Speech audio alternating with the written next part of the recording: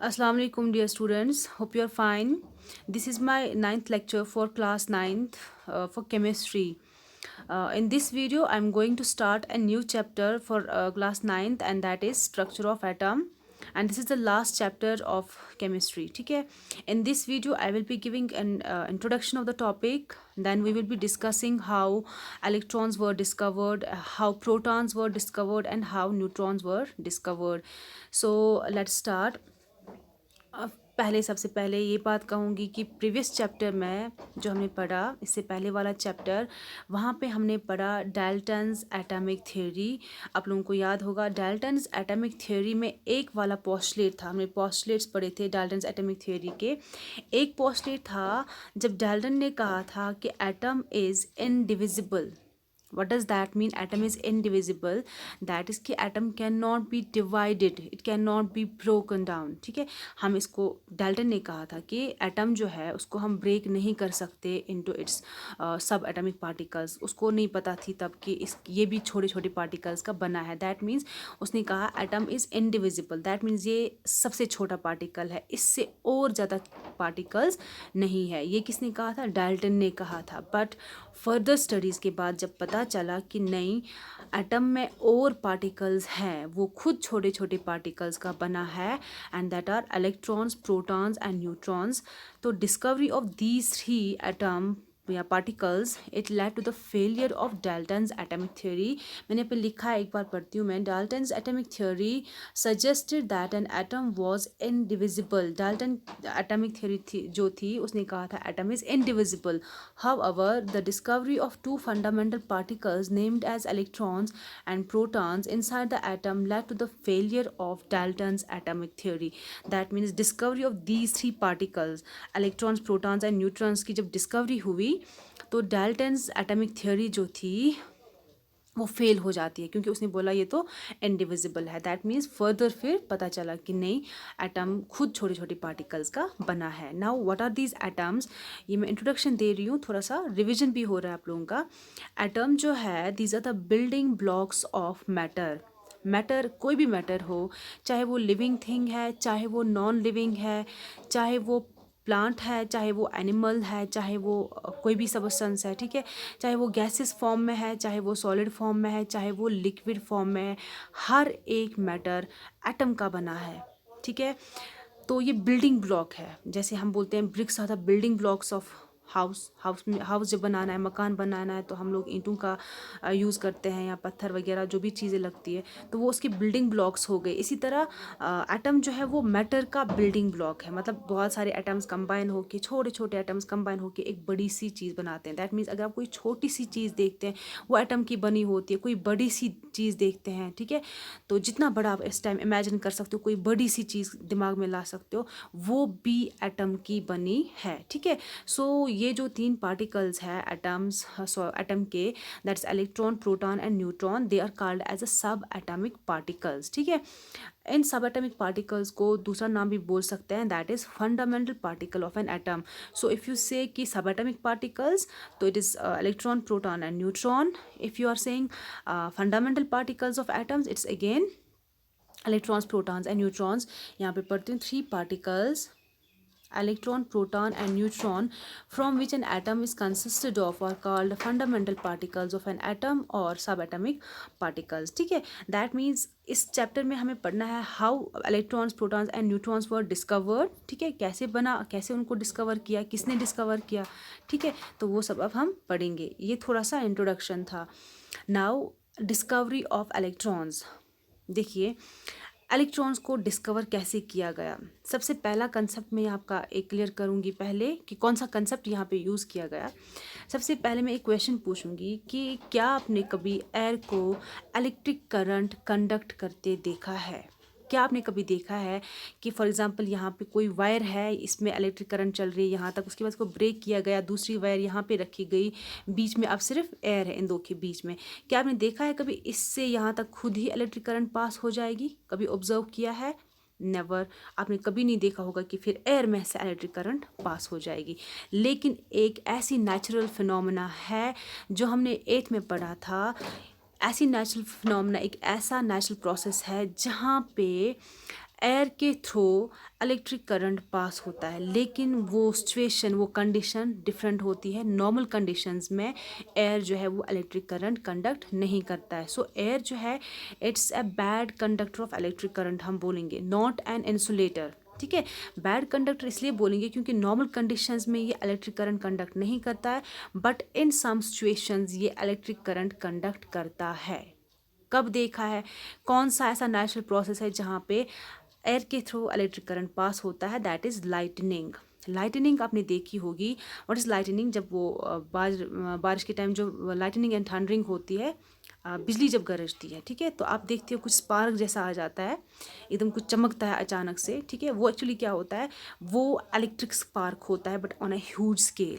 Electric spark मतलब कभी आप अपने कपड़ों को रब करते हो, जब विंटर्स आते हैं, वूलन कपड़े, ठीक है, तो आप देखते हो वहाँ पे छोटे छोटे स्पार्क्स निकल जाते हैं, वो आवाज़ भी आती है कर कर की। ठीक है, वो एक्चुअली वहाँ पे क्या डिस्चार्ज होता रहता है? वो इलेक्ट्रिक करंट होता है, but on A small scale.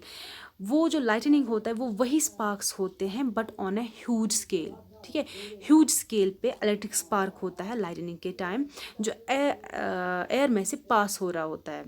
तो दो कंडीशंस होती है उस टाइम पे। एक्चुअली वो दो कंडीशंस है। पहली कंडीशन है कि एयर का प्रेशर लो होना चाहिए। दूसरी कंडीशन है वोल्टेज जो है वो बहुत ज़्यादा होना चाहिए। वोल्टेज मतलब कि जो करंट चल रही है उसका जो वोल्टेज है वो ज़्यादा होना चाहिए, तब जाके एयर कंडक्टर बन सकता है। ठीक है, यही कंसेप्ट यूज़ किया गया for the discovery of electron. So electrons were discovered by J Thomson. तो यहाँ पे लिखा है by J Thomson electrons were discovered. कैसे डिस्कवर किए गए? He carried cathode ray experiment, cathode ray experiments के साथ, या हम बोलेंगे डिस्चार्ज ट्यूब एक्सपेरिमेंट्स के साथ।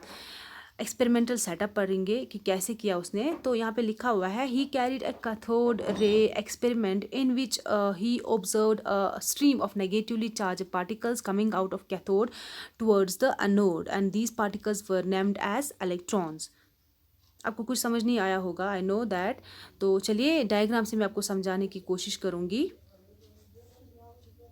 ये देखिए, ये है डिस्चार्ज ट्यूब सेटअप, या हम बोलेंगे कैथोड रे एक्सपेरिमेंट जो है उसका सेटअप ये है। कैसे किया गया? देखिए, जो मैंने कंसेप्ट बोला वही दो कंडीशंस को क्रिएट किया गया यहाँ पे। Air at very low pressure and high voltage generator को यूज़ करके दो कंडीशन क्रिएट की गई और एयर को बनाया गया कंडक्टर। उससे क्या होता है मैं वही समझाऊंगी।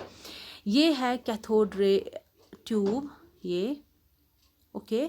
डिस्चार्ज ट्यूब बोलेंगे। डिस्चार्ज ट्यूब सिंपली एक ग्लास ट्यूब होता है, अंदर से एम्प्टी होता है बट उसमें एयर फिल होता है। ठीक है, तो ये हो गया डिस्चार्ज ट्यूब सिंपली। और यहाँ पे इसको एक इलेक्ट्रोड लगा हुआ है, ये एक इलेक्ट्रोड है और यहाँ से दूसरा इलेक्ट्रोड है। This electrode is called as cathode because it's connected to the negative terminal of the battery, well as this electrode is called as anode because it's connected to the positive terminal of the battery. वो मैं already बोल चुकी हूँ ये सब चीज़ें। यहाँ पे लिखा है एयर एट लो प्रेशर और यहाँ पे लिखा है high voltage generator. That means दो कंडीशंस क्रिएट की गई। अब ये वोल्टेज आपको पता है कि सोर्स ऑफ इलेक्ट्रिक करंट जो है उसी का वोल्टेज इंक्रीज़ किया गया। एयर को कैसे लो प्रेशर किया गया, इसका प्रेशर लो कैसे किया गया, पहले मैं बताऊंगी। फॉर एग्जांपल ये कोई यूटेंसिल है, कोई कंटेनर है जिसमें एयर है।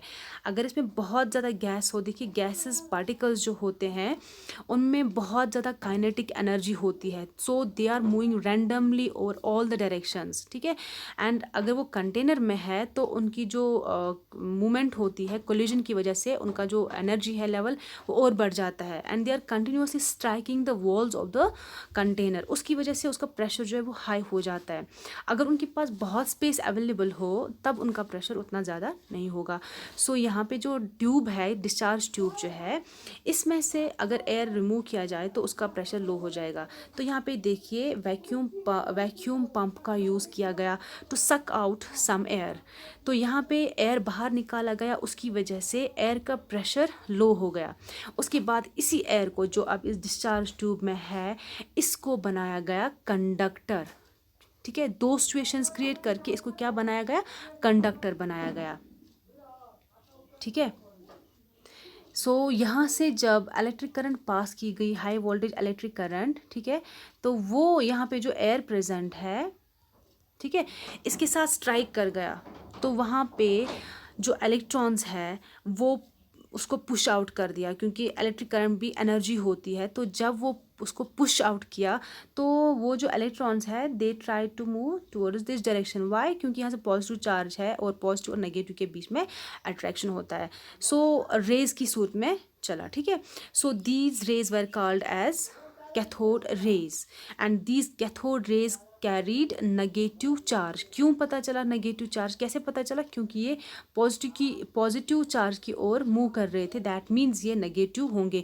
क्योंकि जब कोई चीज़ पॉजिटिव की ओर मूव करेगा दैट मीन्स उसमें नेगेटिव चार्ज है, क्योंकि पॉजिटिव और नेगेटिव के बीच में अट्रैक्शन है। सो ये रेज जब इधर की ओर चली, इस डायरेक्शन में चली, so they carried some negative charges. और वो कहाँ से आई वो चार्जेस?